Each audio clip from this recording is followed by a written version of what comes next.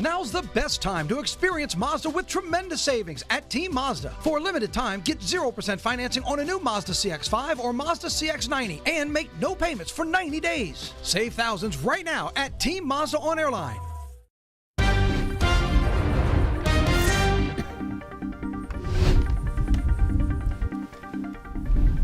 Good morning. Welcome to it, everybody. 9 News Now on the Plus. We were just talking about shows. We were talking about the Beyonce concert in the middle of the football game the other day. Wicked as well. There's only 1, 2, 3, 4 of us up here, right? Only one of us has seen Wicked. You loved it, right? I need to see it. I took my daughter, she's 11, and I think I liked it even more than she did. She loves it, of course, but you guys mentioned soon it's going to be streaming. This is so fast. Okay, so we were just talking about it. I was talking about it with Jared in the 4:30. You know, back in the day, the movie come out, and you have to wait 6 months for the VHS copy to pop out. Literally it was like 6 months. You'd go into Blockbuster, and then maybe they had the VHS. And it was sold out. It was sold out. Right. You had to it's wait. Like 6 months. Yeah. Wicked was just in the. I bet you could still find it in the theater. But you know what that does? That teaches you patience. Nowadays, with everything so instantaneously available, that instant gratification, you expect it more and more, right? Patience. Yes. Not only is it a virtue, but it's cheaper because we all know going to the theater these days is very. When they give you the price for like popcorn and soda, I was like, you know what? That's the killer. That's the killer. Isn't it? It's crazy. I'm the movie theater person. Yeah. I like the surround sound. I'll pay for the popcorn and the nachos and the drink and the hot dog because I just want the experience. Correct. I'm with you. You want to leave home I'm kind to go. of the same way. And when I go with the kids, look, I know it's going to be an expensive trip. Yeah. But you know, you're staring at I'll take the combo, the shot glass size soda, and was that a kernel of corn, $27? That's what I want. But yeah, to your point, it's kind of that experience. Yeah. I got to figure out, though, how not to go through the entire bucket of popcorn before the freaking trailers run out. Yeah. Totally me. I'm so that guy. Me. But I'll get the big bucket because, you know, kids will be like, you know, I want my own. Exactly. Like, you're sharing, first of all. Right. We're sharing drinks, too. I don't care who's sick. But yeah, I'm like Matt. Like, you give me candy or Starburst, licorice, but by the time the movie starts, it's done. Right. Because you're sitting through the previews, just snacking. You have nothing else to do but wait and see till the movie comes on. But you know, I think that's the objective. That's why they put the concession stand when you walk through the door because they're going to get your food and then you're going to have your little seat and then you're going to start eating. Oh wait, I need some more to watch the movie. Right. Let me go back and get some more. Right. You know what they need? Well, you have theaters that you can. We have some in town that you can have a meal. Sure. But you need, like back in the day, like old time theaters and plays and that kind of thing. You literally had. You don't need this anymore, but cigarette girls. Oh, yeah. Wow. You know what I'm saying? First of all, little girls, gender neutral. Correct. No cigarettes, clearly. Correct. But walk through like a walk-in vending machine. Exactly. Come to it. Can I get it? Yes. Yeah. That would be nice. Then you don't have to miss the movie. Correct. You don't have to miss the movie. Do you think they should bring back drive-thrus? Yes. Please and thank you. The drive-in. In Illinois, in some parts of the Midwest, they're still a thing. Yes. Some of my best memories are going to drive-in movies. Me too. Yes, So in good. college. Oh, it's magical. It is magical seeing it outside in your trunk. Did you ever do drive-ins? I don't recall that. No? But I feel like if they did drive-ins now, park the car outside and spread a picnic blanket out. That's what some people do. Yeah. Some people will hide a couple people in the trunk. Not a pay couple. admission. Not a couple. Yeah.